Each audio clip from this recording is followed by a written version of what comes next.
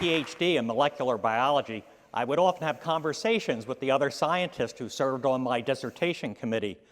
While most of these conversations were about science, occasionally we would venture into some non-scientific subjects.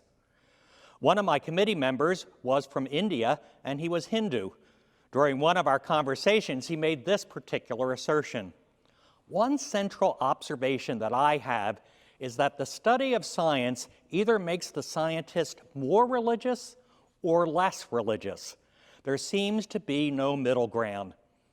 His assessment seemed odd to me at first, but I later grew to realize that his remark was quite profound. I'd like to examine his remark and explore it more philosophically. What are the features of science that would draw a scientist closer to God and contribute to a religious experience?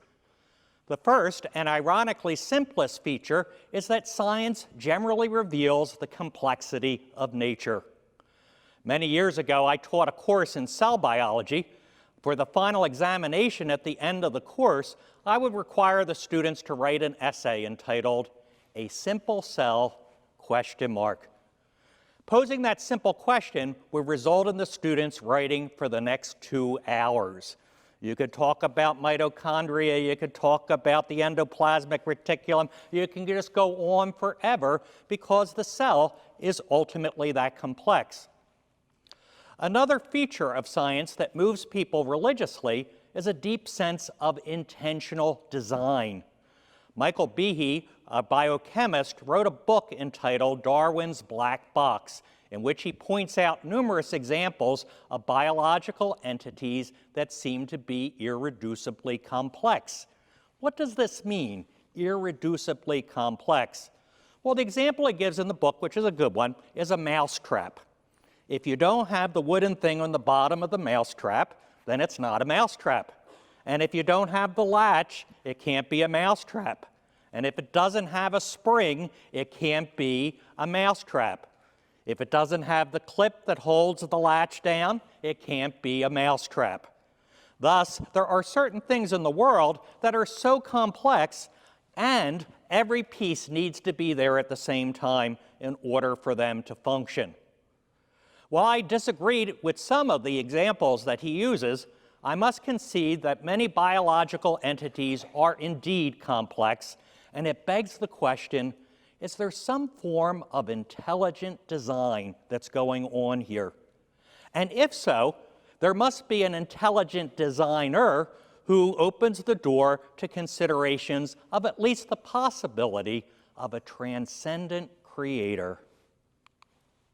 So let's examine the other side of the argument. What are the features of science that lead scientists to reject religious belief? Well, science is based on inquiry, simply put, answering questions, and inquiry is achieved by making observations. Ultimately, these observations are generally quantified by making measurements. You may be tempted to focus on the vastness of technology that scientists use, but all technology is simply a means by which the scientist extends his or her ability to make observations. I might observe the behavior of an animal by simply watching it and writing down my observations. If I want to observe a cell, however, I might use a microscope to extend my ability to make observations with my eyes. In my own experience, I might measure the toxicity of a potential chemotherapy drug by quantifying a decrease in the rate of cancer cell growth, with a prediction that as the drug concentration increases, cancer cell growth will decrease. Because science is based upon an assumption that observations can be quantified and must be reproducible, it is very tempting for a scientist to assume that this is the superior or even the only way to appreciate reality. Perhaps someone might assess that scientific observation is the only reliable way to appreciate reality. If you understand that, this is where the dilemma begins. While the scientific method can provide answers that give the appearance of certainty, that certainty only remains in place until some other discovery refutes it. During my years of teaching science, I would always caution my students to avoid using the expression, "it is scientifically proven." In fact, I would say to them, there is nothing proven in science that isn't subject to being changed. Because all scientific theories only exist as long as there isn't refuting evidence, then the refuting evidence begins to accumulate, and the existing scientific theory either needs to be modified or, in some cases, outright rejected. So if you think science is going to give you certainty, it doesn't. All right? There's an example I want to use for about this, and I think it will help you. Back in the 1980s, when HIV was the new discovery, there was a theory out there that there were two kinds of cells in your immune system. They were helper cells, and they were suppressor cells. And your immune system worked kind of like a gas and a brake pedal. Thus, if you got a disease, the gas pedal would be hit, and your immune system would respond. But HIV was a virus that ultimately affects helper cells. And so the theory was that if the helper cells can't work, no gas, then the brake pedal is being constantly applied, and that's why it is an acquired immune deficiency syndrome. Well, I remember going, and I've taught this for years in an immunology class I used to do for graduate students, all about the helper cells and the suppressor cells. And then when we got a new textbook, I went to meet with the author, and I'm looking at the author, and I said, you know something, in your new book, there's no suppressor cells. And he says to me, oh, that's because we found out it's apoptosis, a name you don't even have to remember, but because of that, we got rid of all the suppressor cells. Well, suddenly that whole theory collapses at that point because of new information that is being generated. Once refuting evidence again accumulates, then we move on and change the theory or proceed to modify it. Now, on the other hand, I have to be honest with you, with this being said, most of us have at least an intuitive sense that scientific inquiry does pay off. And I'm sure that my colleagues who have been sharing the stage with me today have built careers based upon the usefulness of scientific discovery. My oversimplified, but hopefully meaningful view is that medicine is an art that is built upon a science. Therefore, good science will have a profound effect on delivering good medical care. Another philosophical consideration about science deals with its limitations. Put simply, if you can't measure something, it can't be investigated scientifically. Science does an excellent job of providing answers to questions that begin with the word how.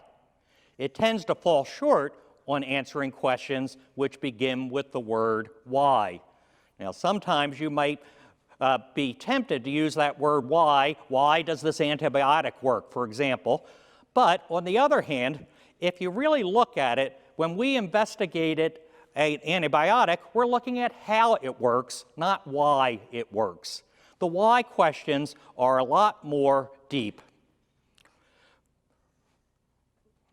For example, to discover that an antibiotic is effective because it halts protein synthesis in bacteria by binding to a ribosomal subunit ultimately explains how the agent works. In contrast, the questions of why are far more philosophical, and in my opinion, are far more intriguing. Such questions are elusive to science because they defy a measurable answer. Answers to questions such as, why do humans suffer? Or why are we here? Require other means of assessing reality, and those answers will not come through a process that involves observation, which leads to measurement. So why do scientists become more religious as a result of doing science, while others become less religious? The answer depends on a person's perception of reality. If one defines reality totally from a scientific viewpoint, then reality will narrow to that which is only observable and measurable. If, on the other hand, a person is willing to confront other realities which are difficult to define by measurement, Then the door is open to a deeper religious experience, and still, scientific observations will serve as one dimension that supports our experience. At one level, it is really that simple. During the philosophical period known as the Enlightenment, René Descartes asserted his famous line in Latin, cogito ergo sum, which means, I think, therefore I am. By doing so, he also asserted that the only verifiable knowledge comes from human thought, that is, from within. And in doing so, he opened the door for modern scientific attitudes that narrow the perceptions of reality to a personal experience. Thus, if one determines that the only dependable reality comes from observation and measurement, one's view of reality will shrink rather quickly. Put in practical terms, if thinking, I think, equals being, I am, then how do you explain the vast number of people who don't do much thinking, but I'm sure they're all still around? What does all this have to do with cancer? And you can see I'm taking a nice journey here and pulling a whole bunch of threads together.